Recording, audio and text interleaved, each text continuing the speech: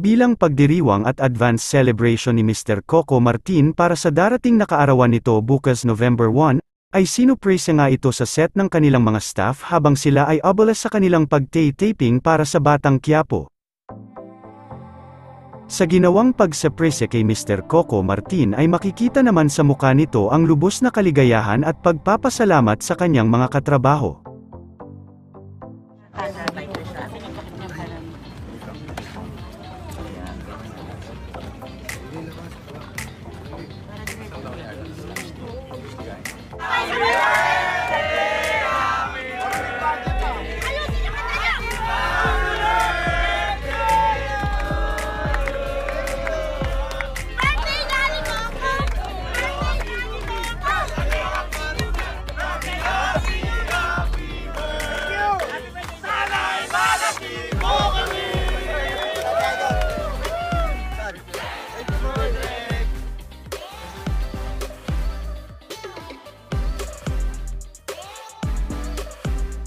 Samantala nagkaroon din ng maagang pa-birthday surprise para kay Mr. Coco Martin, bago ito magsimula sa kanyang pagre-record ng Christmas Station ID.